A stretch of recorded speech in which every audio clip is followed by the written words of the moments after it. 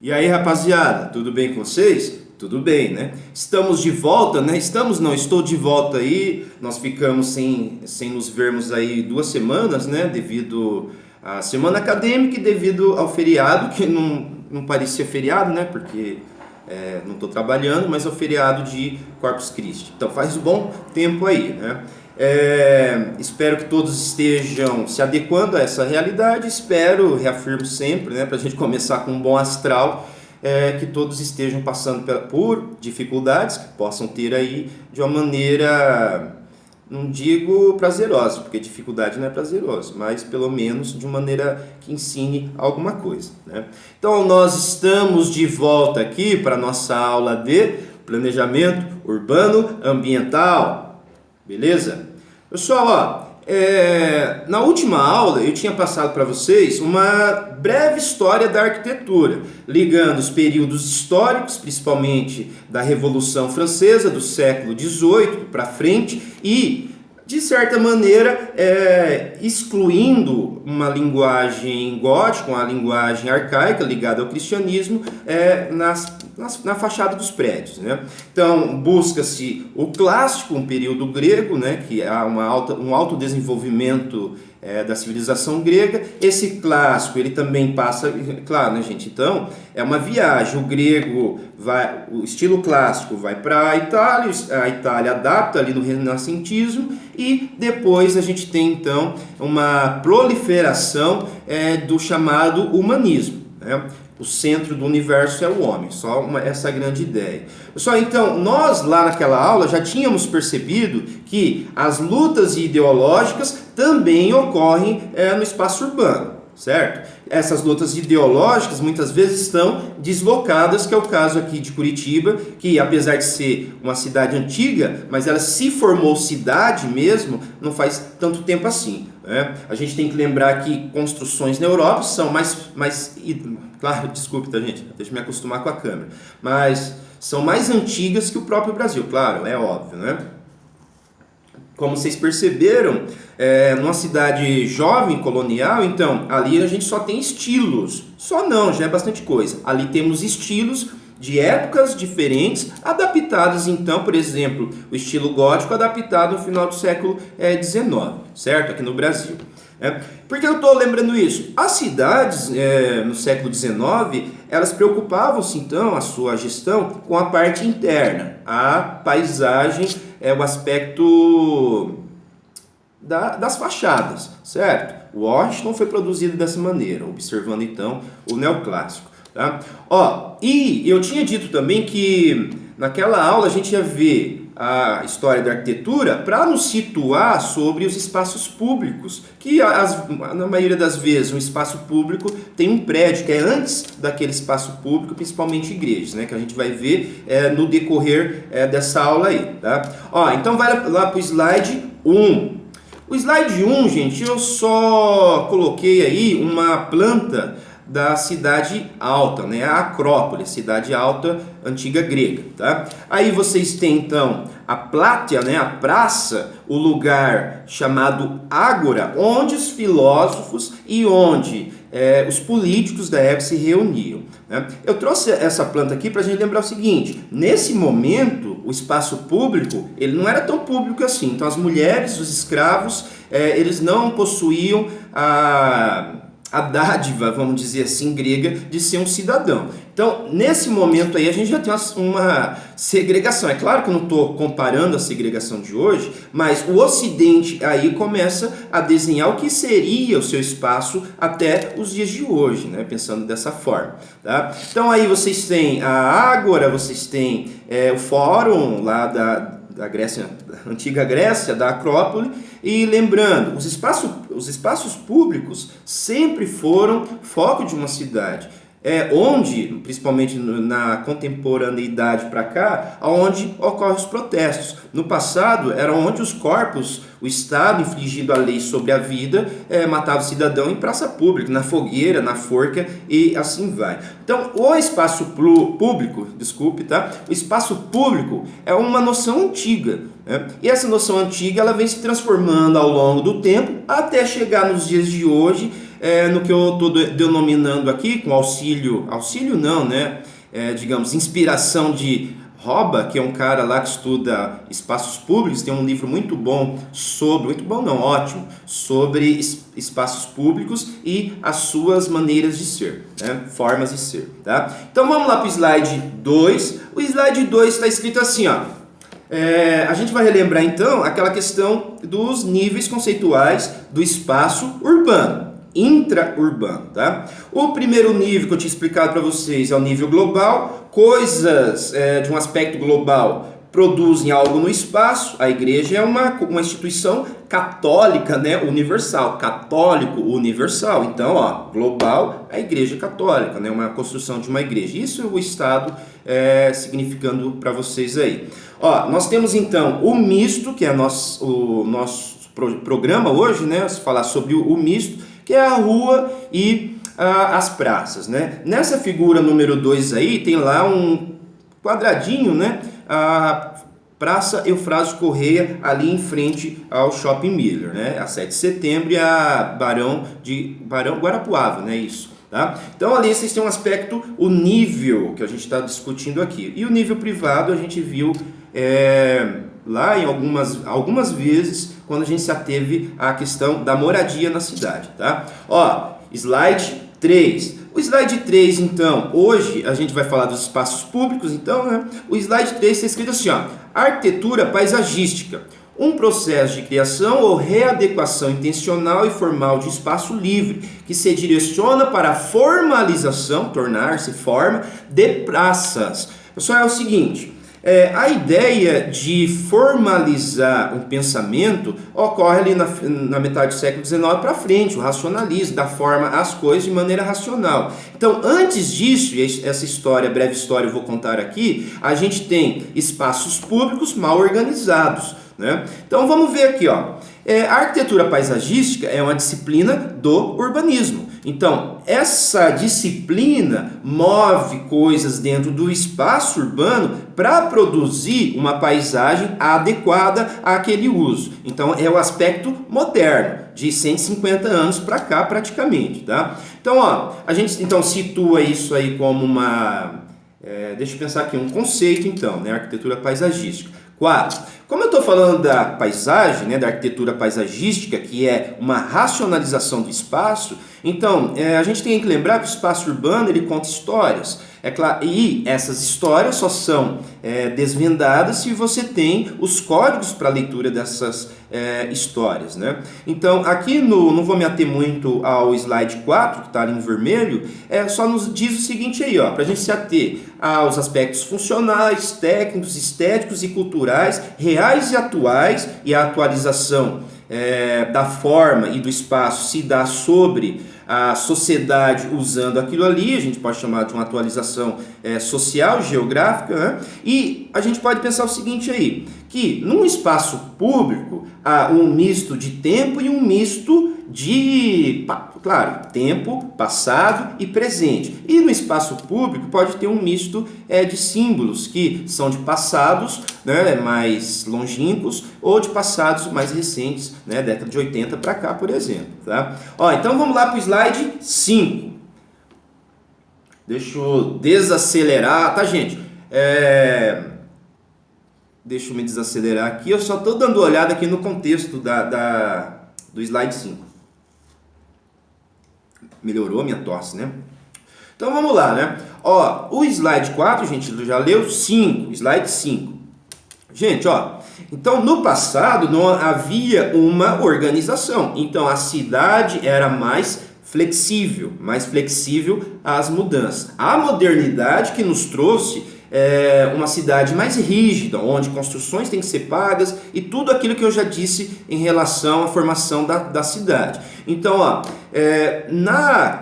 claro, no aspecto medieval e colonial brasileiro, a gente tem os espaços públicos com algumas funções, né? Ó, no slide 5 a gente vai relembrar aí a formação dos espaços coloniais brasileiros, né? Que refletem muito os espaços europeus de Portugal e, no caso dos outros países, de Espanha, né? Então vamos pensar o seguinte aí. Ó, os templos seculares raramente eram sobrepujados em importância por qualquer edifício.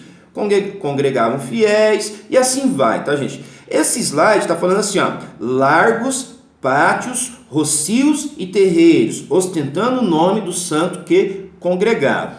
Ó, o Largo da Ordem, que é nosso exemplo, eu já vou falar do Largo da Ordem aí, ele surge primeiramente como uma fachada, basicamente ali, da igreja da Ordem dos Franciscanos, certo? Então, o Largo da Ordem tem esse nome. Pessoal, ó, vamos lá para o slide 5. O slide 5, tá certo? Tá pulando aqui. O slide 5. Ó, tá escrito lá, largos, pátios, rocios, terreiros, ostentando o nome do santo, tá? Vamos lá então para o slide 6. O slide 6 está mostrando os usos que tinham no passado, e o nosso exemplo aqui é o Largo da Ordem, né? Que era o convívio social, o uso religioso, tem a igreja até hoje, né? Uso militar, comércio e feira, circulação e recreação, tá? Pessoal, ó, isso daí não era algo programático. Isso daí ocorria naturalmente porque, vamos lá para o slide 7. Slide 7. Ó, o slide 7 está mostrando então a naturalidade que era, a gente pode dizer assim, a plasticidade que era a cidade colonial brasileira. Aí vocês têm uma reconstituição do sítio urbano de Curitiba em 1810, feita pelo Alan Cato. Eu acho que ele até deu aula para vocês, né? E tá na Cielo esse mapa aí, tá? Então, ó, o Cato, ele chegou na conclusão, ele cruza dados de logradores, fontes históricas, que faz com que haja, então, essa reconstituição. Quando vocês estão vendo ali, eu coloquei um círculo azul e está escrito assim, matriz, é a igreja, hoje, não era nessa época, né, 1810, a igreja neogótica que nós temos, mas o mesmo local está ali, ó, onde está a Praça Tiradentes. Pessoal, então, a fachada da igreja, vocês estão vendo ali, que forma-se um vácuo ali. Ora, gente, esse vácuo natural é porque uma igreja, à frente dela, os usos impróprios ou mundanos são descaracterizados, são extirpados dali. Então, há uma naturalidade nesse espaço aí. Olhando o triângulo não, né? Olhando o retângulo rosa, está ali também, digamos, o espaço onde se formou, então, o Largo da Ordem, tá? O Largo da Ordem, ele apresenta uma fonte no meio, não lá, é uma homenagem aos tropeiros, cavalo babão. A fonte aqui de baixo, que está no slide 8. Vou dar uma desacelerada, tá? Senão vai passar muito rápido nessa aula. Vocês gostam que passe rápido mesmo, né? Bom, vamos lá para o slide 8. Ó, 8. Largo da Ordem. Pessoal, eu atualizei a aula, então aí tem o Largo da Ordem vazio, né? Raramente está assim. Raramente esteve assim, né? Então ali vocês estão vendo um negocinho, né? Lá no meio do largo, né? Dessa parte cinza ali, que é a fonte. A fonte, ali no slide 9, está mostrando a função dela, né? Está lá escrito Largo da Ordem e tem a fonte onde essas carroças de roda dura dos imigrantes poloneses ucranianos vinham vender as suas hortaliças e ali era a fonte e os cavalos só tinha aquele lugar para beber água. Então havia aí uma aglomeração, né? Então, o Largo da Ordem nunca foi da ordem de fato, né? Então aí é um uso popular, é um uso não normatizado, a gente não está ainda fazendo com que o plano agacha aconteça aí de fato, né? Então, há aí usos rurais inclusive, né? O cavalo chegando na cidade, tá? Slide 10. Vai lá no slide 10. Chegou no slide 10? Tá. Pessoal, ó, o slide 10 é só coloquei a paisagem atual, essa foto eu tirei do Largo da Ordem, tá? Ó, vocês veem ali, a gente tem de um lado um prédio, não sei que cor que é aquela, tá, gente? Salmão, não sei.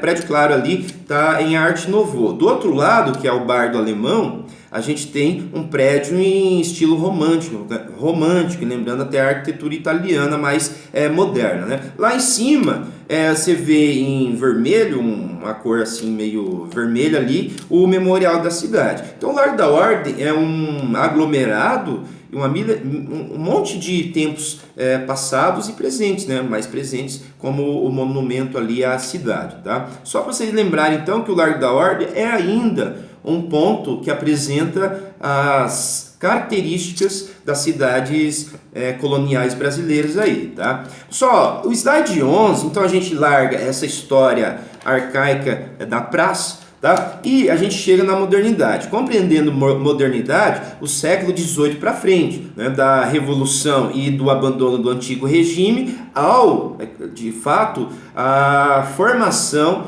de impérios, a formação do Estado Nacional, do Estado moderno, tá? Então aqui no século XIX, desculpe, tá, gente, século XVIII para frente, a gente tem a razão tomando conta das atitudes humanas em todas as esferas onde há essa luz chegando. Ora, o espaço público foi um desses, né?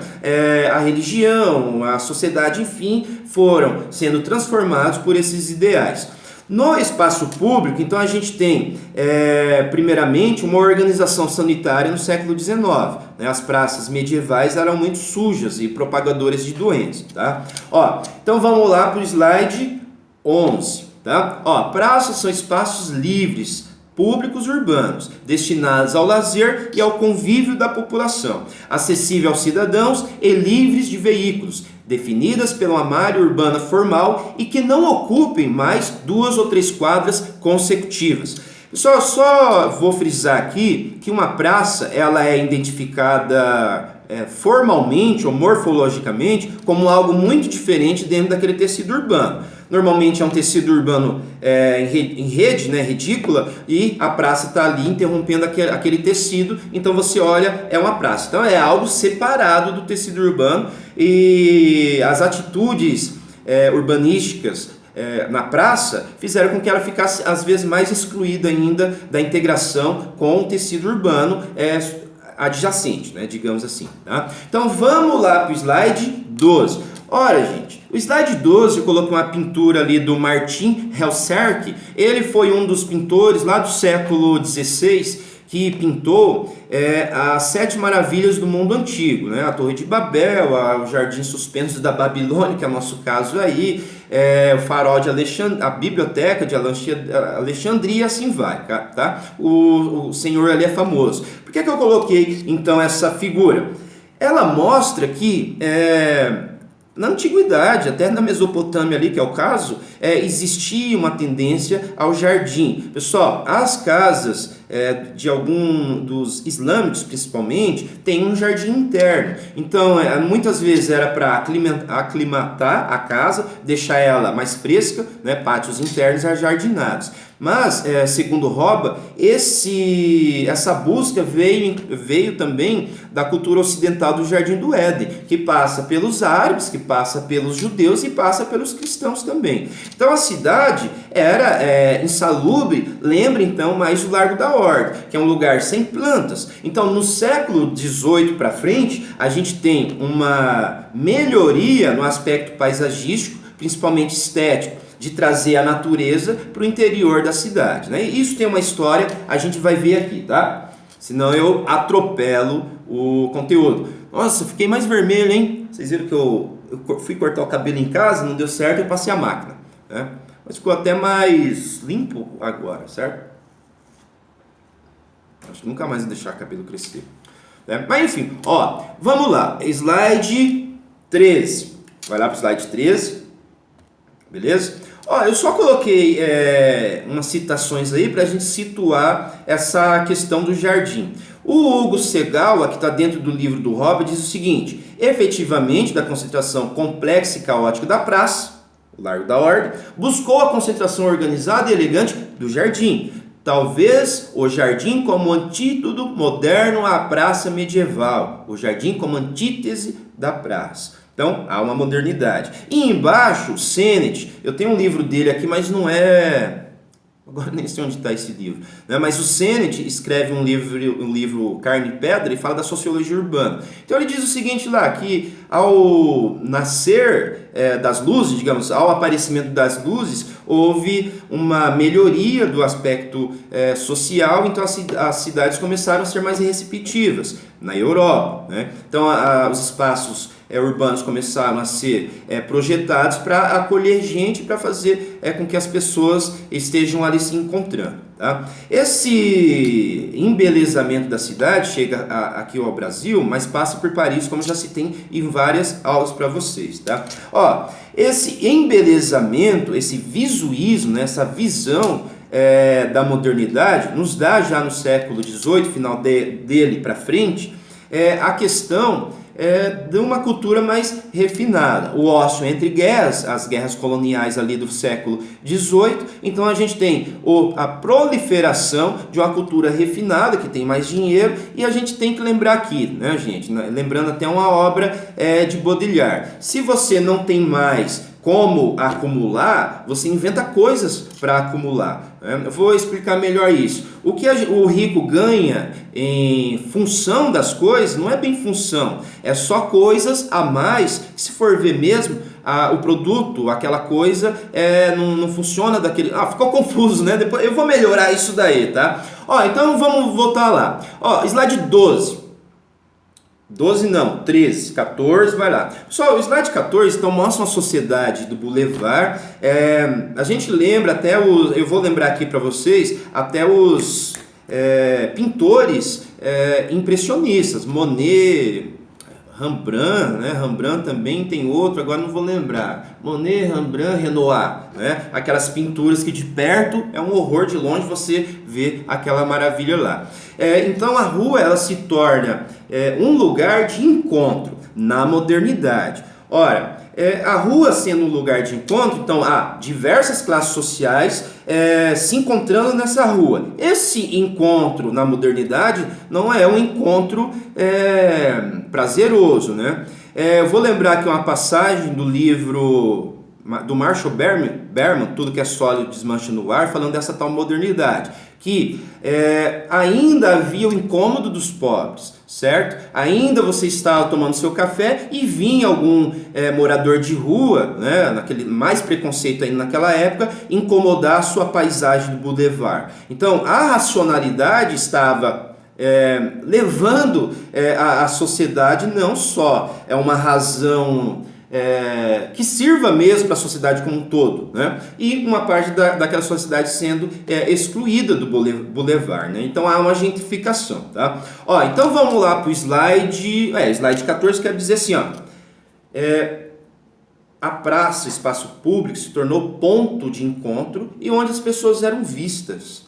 A gente tem que lembrar nesse momento que você arrumava casamentos, colocava suas roupas, as suas joias, mostrava alta cultura indo para os espaços públicos. Isso foi refreado mais no Brasil porque a nossa escravidão ela foi, digamos, a lei áurea, a lei de libertação foi muito tardia, né? Foi tardia. Então, 1888, 10 anos depois, basicamente, estava se embelezando ali o Rio de Janeiro. Olha, gente, então as ruas ainda estavam cheias de pessoas indesejadas para aquele momento. Então, a cultura do Boulevard que não pegou muito, mesmo o Rio de Janeiro se esforçando. Mas ainda a gente encontra fotos do Rio de Janeiro com ruas abarrotadas de gente, parecendo até Paris, com aqueles chapéus, aquelas roupas que a gente costuma ver ali no final do século XIX.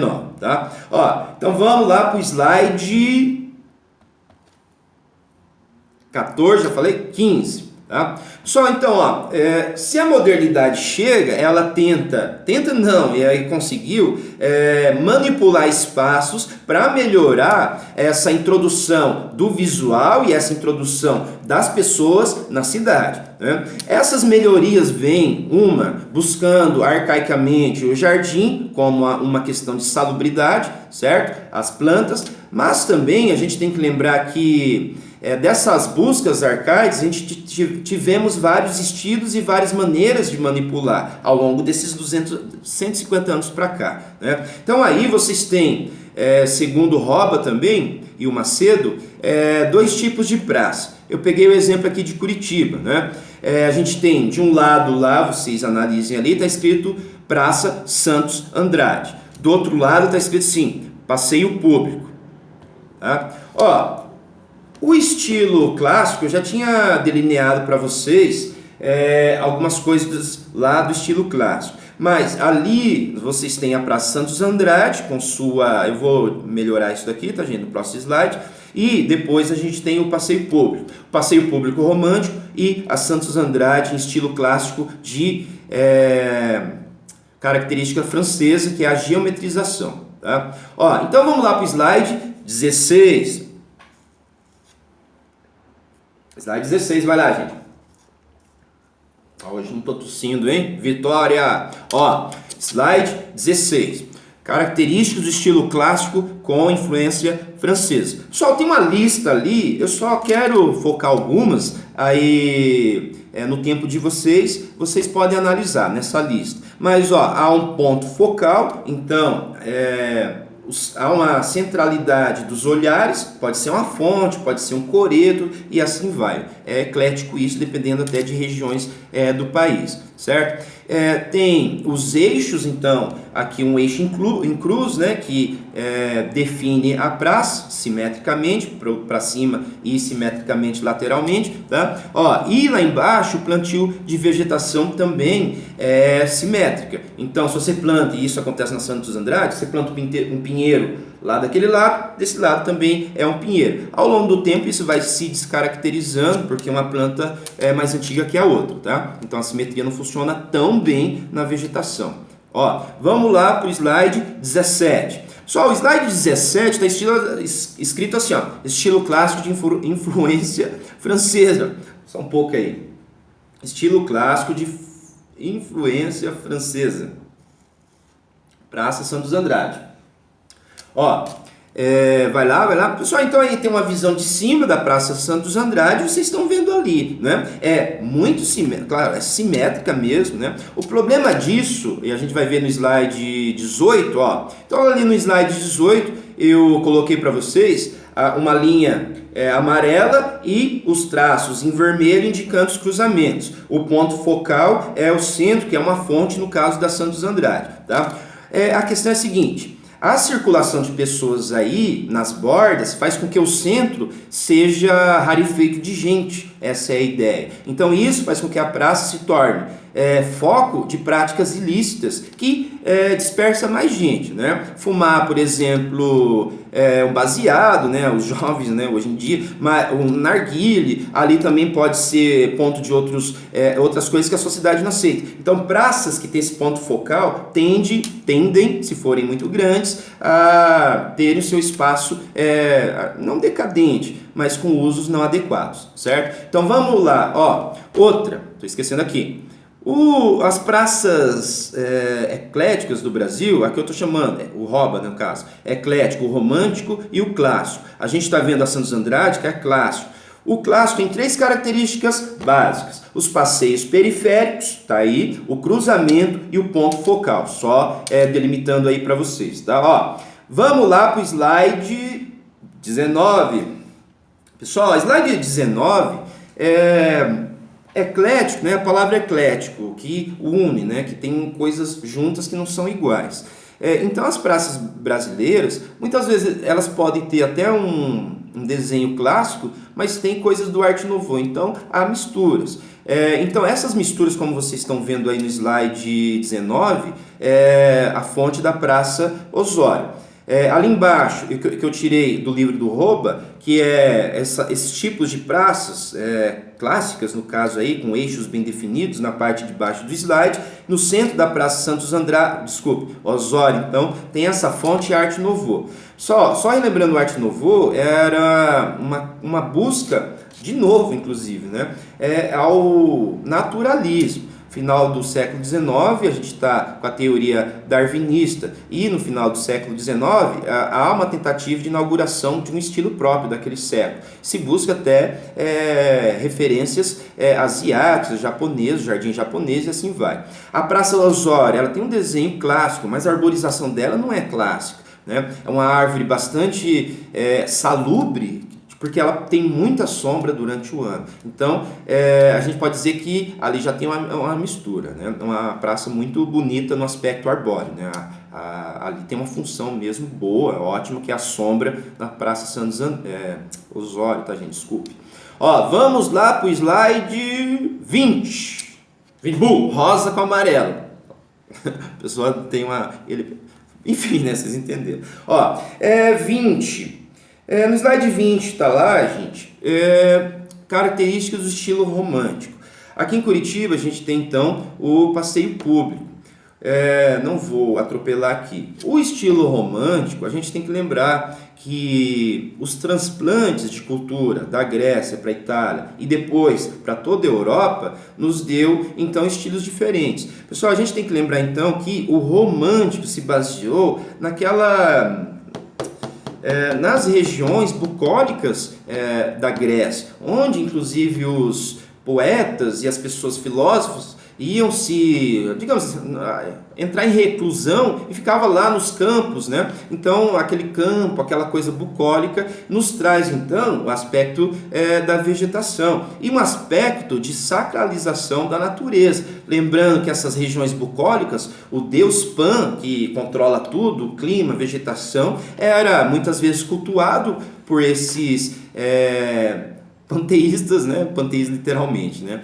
Então pense o seguinte, muitas vezes, como vocês vão ver ali no slide 20, a gente tem ali no estilo romântico, que tem coisas gregas também, Árcade, né? Da região Arcádia grega, né? As características românticas, traçados orgânicos, natural, natureza, recantos contemplativos, contemplação, a natureza, né? E ali eu não frisei mais, deixa eu ver aqui, recantos contemplativos, lagos serpenteantes, então natureza, lembrando a natureza, e aí a gente tem uma cenarização, se essa palavra existe, da natureza. A natureza se torna um cenário como se fosse um teatro, afinal, teatro, os atores eram a sociedade naquele momento, passeando pelos parques, né? Vamos lá.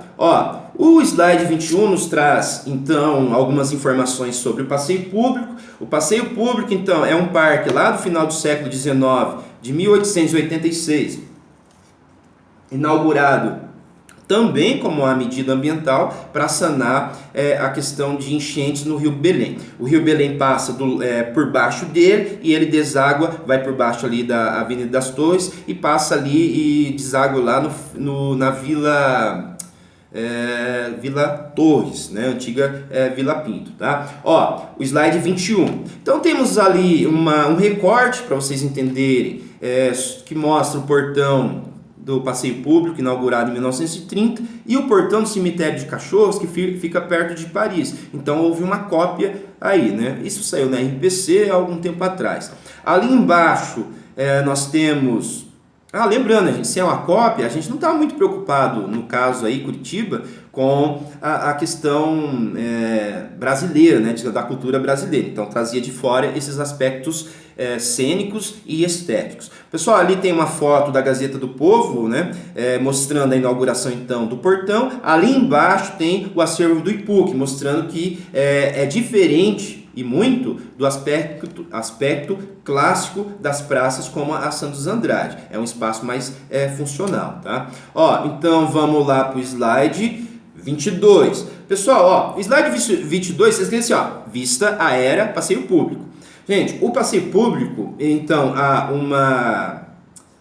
não tem o respeito às plantas endógenas, as plantas que são brasileiras, digamos, né? Então a gente não tem uma preocupação ambiental de fato, uma preocupação cênica. Então, se a gente passear ali dentro do passeio público, tem até as plaquinhas lá escrito lá, espécies de fora, então espécies muitas vezes caducifoliadas, que dão um aspecto romântico àquele lugar, né? Então esse aspecto da vegetação, trazer o romantismo do bucólico na representação do frio ou das estações, esse tipo de vegetação servia então para o cenário, né?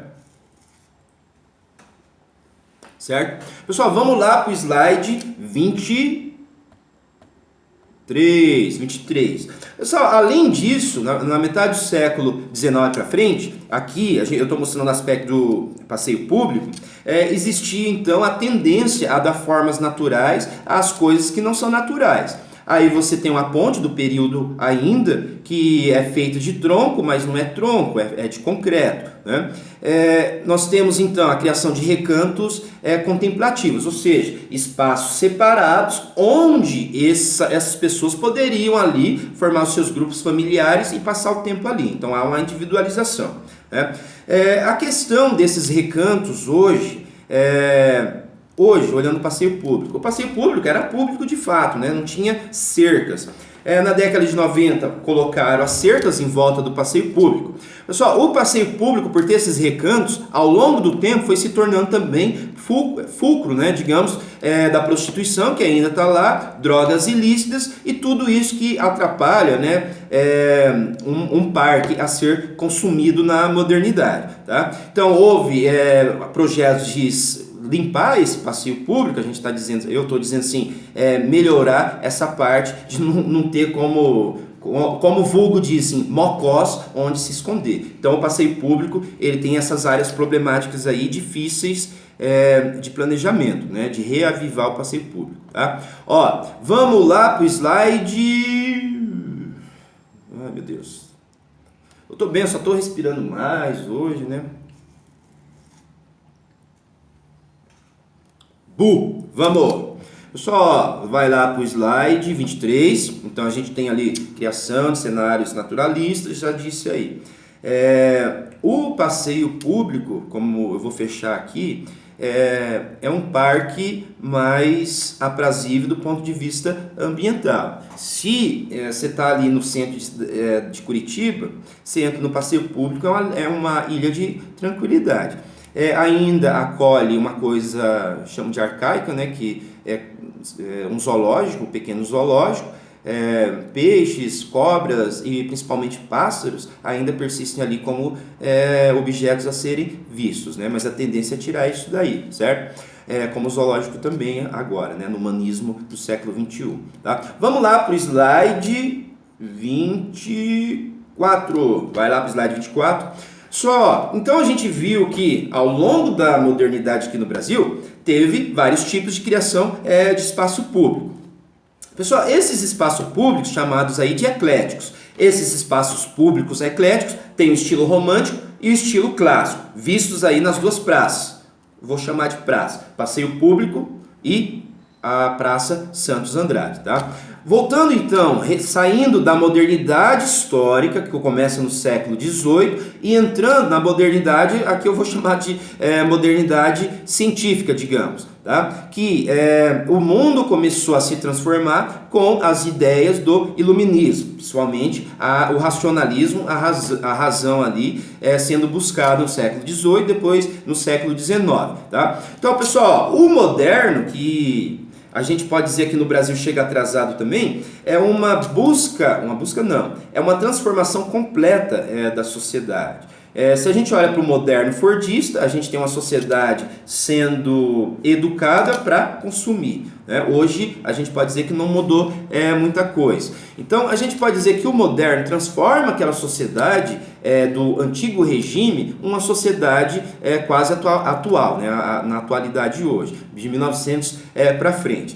Pessoal, o movimento moderno, então, é muito antigo. Aqui no Brasil, por exemplo, chega atrasado também. Mas vamos ler primeiramente aí o que o Marshall Berman diz. Ó, o moderno, não vou ler tudo, aí na casa de vocês leem o amarelo, mas o que importa é que é o seguinte: o moderno cruza todas as fronteiras da geografia, da etnicidade, da classe e da nacionalidade da religião. Desculpe, tá, gente?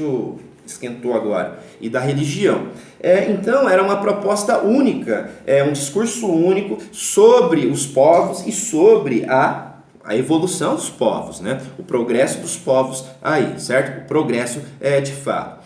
Só então o moderno chega ao Brasil em movimentos artísticos primeiramente, né? Como o moderno chega atrasado, nós ainda temos ilhas arcaicas dentro do nosso país. né? A gente tem o norte como uma ilha arcaica, não do ponto de vista cultural, mas ainda não tão integrado ao resto do país. Tá? Então vamos lá para o slide 25. Slide 25. Só o estilo modernista atual. O estilo modernista, então, ele tem essas listas que eu estou passando aí para vocês. Não é lista, né? Linhas, né? Várias características. Eu pontuei principalmente ali, ó, setorização das atividades. Então, nós temos a praça com vários setores funcionais. Esse lugar é para jogar uma coisa, aquele lugar é uma pista que pode ser usada como treino e assim vai. Tá? Aí eu coloquei a praça 28 de março, que fica ali no Mercês. É uma típica praça modernista. Então tem ali a lista, está escrito assim, ó, setorização das atividades, eu vou dar o pulo aqui, ó, grandes áreas de pisos processados. Então, era mais fácil esses pisos se adequarem ao terreno, deixar o terreno plano, mas pense, usos até mesmo hoje em dia a gente vê, os adolescentes vão para esses lugares para usar como uma pista de dança. Então há uma percepção do uso que não era visto antes da modernidade mais cênica aqui, que o passeio público, né? Aquilo ali é só cena, é só um teatro, né? Aqui não, aqui já tem a modernidade fazendo com que as coisas funcionem. A praça 28 de março, então ela é modernista. Deixa eu ver se eu pulei, ó, plantio e maciços arbóreos. Então as árvores elas são plantadas em partes da praça para constituir recantos também, mas recantos abertos que sejam de fácil percepção e que de fato separe quem vai ali na praça em grupos, para não ficar todo mundo junto e gerar uma individualidade na praça, o uso, né? Pessoal, vamos lá para o slide 27. 27, praça 29 de março. Vou beber uma água aqui, está acabando, né, minha água. Calma aí. Ó, praça 29 de março. Está escrito assim, ó, setorização de funções. A figura não, né? O projeto é do Jaime Lerner, né? Em 1966. Ali vocês têm então uma quadra poliesportiva. De um lado tem uma praça de patins, skate, do outro lado um parquinho de criança. Então aí vocês têm uma praça bem estruturada, né? A vegetação formando um aspecto vertical aí nessa praça, tá? Vamos lá para o slide 28, que a gente vai zoom, não é bem um zoom, né? É olhar lá para a praça de perto. Só, como vocês estão vendo ali, o piso, vocês estão vendo que esse piso é processado. Isso é uma influência dos Estados Unidos, a escola de arquitetura Berkeley lá, que deu, o Jaime Lerner parece que deu aula lá, ou era palestrante lá. Então a gente pode dizer o seguinte aí, que houve uma influência dos modernistas norte-americanos na praça brasileira. Aqui a gente já tem um aspecto até mesmo ambiental também, né? A gente tem então o rebaixamento da praça. Esse rebaixamento faz com que o som não seja escutado muito dentro da praça, né? Então a praça funciona como uma bolha acústica, né, devido a esse rebaixamento, né? A gente tem então criação de recantos também, certo? Então essa praça aí, ela mostra, por exemplo, deixa eu ver aqui o negócio aqui, gente, os recantos modernistas, né, que eram criação de espaços que tenham a sua individualidade. Só a gente tem que lembrar aí que o modernismo do Brasil apelou ao regional. Nós estávamos no período de 22 para cá, da Semana de Arte para frente, com as suas vanguardas, a gente copiava muito as coisas de fora. Mas 22 para frente, houve a busca do regional, então da cultura regional e de práticas vernaculares, para se introduzir a modernidade com mais sucesso, principalmente a modernidade estética de união de um país diverso. Então, nas praças modernas, de 60 para frente, a gente vai ter, então, imagem de um homem estereotipado regionalmente, né? O Petit Lazarotto, com suas obras muito bonitas, mostra, então, uma cultura regional aqui em Curitiba, colocada nas praças para dar uma individualidade àquilo, né? Aquela modernidade aí. Então, Jaime Lerner segue essa característica que eu estou frisando lá no slide 25, está escrito assim, ó, valorização de ícones e símbolos da cultura nacional ou regional, né? Uma característica nossa da modernismo nosso, tá? Ó, vamos lá para o slide 29. Só, a gente tem que lembrar assim, tá? Que a vegetação, então, é a coisa mais principal, desculpe, não é a mais principal, é a coisa principal numa praça, tá? Se foi abandonado o clássico e foi abandonado o romântico. Hoje até há misturas disso tudo, né? Que é eclético indo para o pós-moderno, que eu já citei em algumas aulas para vocês. Mas pensa o seguinte, nós temos aí no slide 29 como que a vegetação se comporta nesse tipo, se comporta esteticamente nos tipos de praças que eu passei aí para vocês, né? Ó, a gente tem ali, ó, uso clássico da vegetação. O uso clássico trazia uma simetria, que é artificial de fato, né, duas árvores plantadas ao mesmo tempo, então essa era uma simetria, né, buscada ali. Então não é uma coisa orgânica, tá? Ó, nós tínhamos também, então, na modernidade também, tá, gente? Ó, uma vegetação usada como cenário ou cena de apoio para um prédio. Isso é verdade e ainda é utilizado de forma com sucesso nos prédios públicos, que tem que dar uma individualidade estética, digamos, como se fosse um monumento no meio de uma cidade. Mas para a casa e até mesmo para o ajardinamento não é uma coisa tão boa, o cenário sem uso, né? A cena somente. Então ali, Brasília tem esse aspecto, né, gente? Brasília, por exemplo, é uma cidade ajardinada, só que o jardim dela é mais estético, é como se fosse não, as plantas ali funcionam como um cenário, um pouco não, bastante os jardins do, aquele lá, o Burle Marx, o jardim dele é mais funcional, né? Não é tão clássico como a gente está vendo aí no slide 28. Tá? Ó, desculpa, slide 29. Pessoal, vamos lá para o slide. Então, vocês estão vendo ali o slide 29, que a vegetação ela pode ser utilizada de uma forma mais racional e mais estética, mais racional e mais de forma ambiental, né, de fato. E isso três aspectos fundamentais que um espaço público deve atender: a estética, o bonito, a função e a sua, digamos, o seu valor ambiental como algo que possa aí, ser uma válvula de escape do cidadão na cidade, certo? Ó, válvula de escape psicológica, digamos, tá? Ó, vamos lá para o slide 30. Pessoal, então a ideia moderna moderna, mas avançada para hoje, não só a moderna ali do Oscar Niemeyer, certo? É que nós devemos planejar um espaço público com paredes, o fundo e o teto. Isso a vegetação nos traz e nos dá quando ela é bem planejada, tá? Então, ó, vocês têm ali no slide 30, é isso que eu estou dizendo para vocês. Esses desenhos aqui estão numa revista da USP, daí eu vou mandar para vocês, certo? E tem o nome do autor aqui, ali eu esqueci de colocar, tá? Ó, vamos lá, função de estruturação do espaço. Então vocês têm ali o slide 30, vamos lá para o slide 31. Chegou o slide 31? 31. Só outra. Ali vocês têm um processo, no caso, né? Um processo construtivo, mas os tempos. Tempo 1, tempo 2, tempo 3. O que é percebido em bairros, vamos pensar a arborização das ruas.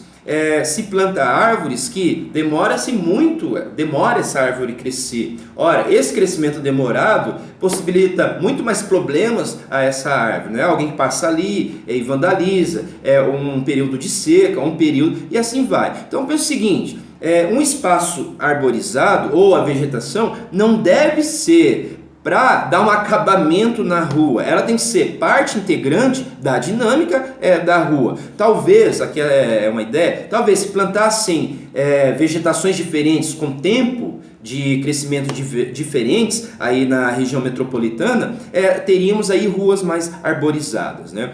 Essas ideias aí estão aí no slide 31, tá? Ó. Então, vegetação que cresce em tempos diferentes, né? Nos dando, então, no processo 1, no processo 2, no processo 3, espaços utilizáveis, porque...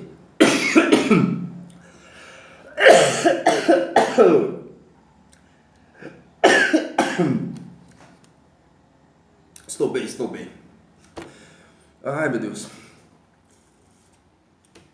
Pessoal, até cuspi aqui o conteúdo, né? Então, ó, essa arborização aí dá alternativas do uso. Porque se você for esperar uma árvore de 20 anos fazer uma sombra, esse espaço vai ficar insalubre durante 20 anos. Essa ideia aqui é exposta na revista de arquitetura, Paisagismo e Arquitetura lá da USP, tá? Ó, então vamos lá para o slide 32. Pessoal, a vegetação que está aí em slide 32, no slide 32, a vegetação, então ela pode ser usada como um reparador daquele espaço que perdeu a sua função estética e funcional do passado. Ora, as praças clássicas, por exemplo, elas têm essa característica reticulada, que dificulta processos espaciais ali, por exemplo, uma simples caminhada nessa praça, certo? Então, a vegetação ela pode ser utilizada para demarcar espaços e para melhorar a circulação ali, como vocês estão vendo no slide 32, que tem uma praça ali quadradinha, né? Fez-se um canteiro circular para melhorar a fluidez desse espaço aí, certo? Pessoal, ó, eu vou ver aqui, calma aí, ó, o paisagismo, então, tem as suas, aqui no Brasil principalmente, se privou não, né? Principalmente a busca das plantas naturais do Brasil, endógenas ao país. Então, houve uma valorização da paisagem da natureza brasileira, nos jardins brasileiros da modernidade, como vocês vão ver aí no slide 33, esse senhor, o Roberto Burle Marx, né? Ele é um ícone do paisagismo, né? E dando função diferente às plantas, não só como um cenário que é visto ali no Oscar Niemeyer, principalmente em Brasília, tá? Pessoal, então vamos lá para o slide, deixa eu pensar aqui, vamos ver... Tô rápido, né? Vou dar uma desacelerada aí, né? Faz tempo que a gente não se vê, né? Tem que falar mais lentamente, né? Vocês colocam no slow motion que vai conseguir entender melhor, tá? Ó, vamos lá pro slide 34. Ó, eu dei uma pulada aqui no slide, o conteúdo, porque eu não tenho a dinâmica aqui com vocês, tá? Mas pense, o slide 34 mostra um aspecto cultural numa praça modernista, que é a Praça 29 de Março, que eu já indiquei ali para vocês, né? Essa praça, então, ela traz a cultura curitibana, até mais arcaica aí, que mostra uma dança de fita, né? E isso é uma coisa mais dos portugueses, então ligado ainda ao nascimento da cidade lusitana aqui, Curitiba no caso, tá? Então o slide 34 só para fazer essa contextualização, coloca aí como um parênteses, certo? Vamos lá para o slide 35. Ó, a praça contemporânea, o Robert vai chamar de praça contemporânea. Mas a praça contemporânea, ela mistura muitas coisas, muitos estilos, mas basicamente o estilo clássico é abandonado. Ó, a praça contemporânea aqui em Curitiba, a gente tem a Praça Souto Maior, que já vou apresentar aí para vocês, que é a fachada do cemitério, tá? Ó, a praça contemporânea, contemplação, recreação, lazer cultural, convívio social, comércio, serviço, circulação de pedestres, cenário, tá? Então lá o slide 35, vai lá para o slide 35? Chegou, né, no slide 35. Ó, o slide 36 mostra que... Pessoal, eu não vou me ater muito à praça contemporânea, porque ela é uma questão pós-moderna. Eu já tinha falado da pós-modernidade com seus recortes espaciais, ou recortes espaciais do folclore mesmo, ou recortes espaciais de tempo, ou recortes espaciais sendo colados no lugar, para aquele lugar ser mais... aprazível do ponto de vista do capital, né? Então eu não vou me ater a isso. Então as praças contemporâneas, a gente pode chamar aí de pós-modernas, elas são vamos pensar assim, divertidas, digamos, né? Tem praças que tem chafariz, perto de praças ou parques, que é para a pessoa se refrescar ali em algumas partes do Brasil, acontece isso. Então é uma coisa impensável lá no século XIX, né, a praça. A gente pode dizer que a gente tem coisas inusitadas também, o famoso kit, aquelas estátuas de pássaros, claro, o gosto, cada um tem um gosto, mas lugares que fazem estátuas de araras, estátuas de animais como elemento decorativo na praça. Então é um gosto diferente, pensemos aí dessa maneira. Tá? A praça contemporânea também, ela junta as coisas da função, mas ela tende também a buscar o cenário como algo importante. Pessoal, vamos lá para o slide, eu não vou falar muito da praça contemporânea, tá? Vamos lá para o slide 35. Já falei, 35, 36. Slide 36. Ó, esse slide está mostrando aí a região da 15. Só a 15 é um tipo de praça, é uma rua, calçada, né? Ela foi feita do dia para a noite, literalmente, ali no governo do Lerner, né? Lembrando que estava no período da ditadura militar, então a rua não era uma coisa bem vista, né? As pessoas da rua. E o Lerner, de maneira não tão ortodoxa assim, calçou a rua no fim de semana. Então, entre 1971 e 74 ali, acontece então a reestruturação dessa rua famosa em Curitiba, com o nome antigo de Imperatriz, Rua das Flores, depois Rua 15. Tá? Eu estou mostrando isso porque aqui a gente tem já um urbanismo ligado à questão pluralista de Jane Jacobs. E lembrando também, gente, o Lerner estava dentro do partido do Arena. Ora, o Arena era um partido que dava sustentação à ditadura. Então, apesar dos métodos não ortodoxos dele, que foi calçar a rua do dia para a noite para evitar mandatos contra a construção dos comerciantes que não queria o calçamento, com medo da rua entrar em decadência, então ele era ortodoxo, mas dentro ali do Arena talvez ele seria aí progressista, já que olhando para a rua e assim a Revolução de 64, a rua era lugar de proliferação de vozes e contestamento, né, daquele regime. Então a rua volta a ser algo importante, tá? Lembrando as obras então da Jane Jacobs, de 60 para frente, que o Lerner possivelmente absorveu aí, certo? Ó, então a rua na questão, deixa eu ver, eu nunca estou com o livro dela aqui, não vou tirar ali senão vai cair tudo, tá? Ó, mas a rua então ela começa a ser vigiada pelos próprios pedestres. Então a Rua 15 não é uma rua perigosa, tem bastante gente ali. Esses óleos sobre a rua, e eu coloquei aí como a Jane Jacobs mostra aí, Eyes on the Street, faz com que a rua se torne mais segura. Tá? A rua, então, ela passa por essa reestruturação e ela começa a ser vista com bons olhos dentro do urbanismo. A Jane Jacobs, ela não era arquiteta, mas era uma ativista que conseguia, com as suas ações, interromper ou fazer obras serem construídas ali em Nova York. Tá? Ó, slide 38. Slide 38, só estou passando um aspecto da pós-modernidade, que é a função diversa da rua e a função diversa da praça. Ali vocês veem a fachada do cemitério municipal de um lado, a Praça Souto Maior. Ela é bem um cenário de... a gente pode chamar de sólidos geométricos, né? Conta história, é bem simbólica, inclusive, né? Inclusive é a praça do cemitério aí e é uma estética do luto ali, tá? No outro ali a gente tem os usos diversos que se tornaram algumas partes das cidades, também são consideradas, podem ser consideradas espaços públicos, as ruas da cidadania. A que vocês estão vendo aí é a Rua da Cidadania do Pinheirinho, com praças esportivas, com alguns serviços, né, para o cidadão e assim vai. Então a praça é uma miscelânea de coisas hoje, tá? Ó, vamos lá para o slide. Só, eu tenho alguns conceitos ali da pós-modernidade que eu não vou passar porque eu já falei, tá? Vocês deem o slide aí que vocês vão entender que eu estou dizendo, tá? Vamos lá para o slide 40. Lá no slide 40 a gente tem, então, resumo, né? Uma tabela resumo que o Roba fez ali analisando a Praça Colonial, Largo da Ordem, o estilo eclético que eu mostrei, a Santos Andrade e o Passeio Público, o moderno, a Praça 28 de Março, e o contemporâneo, ficou aí no final, mas o contemporâneo aqui em Curitiba a gente não tem uma praça de fato tão contemporânea, né?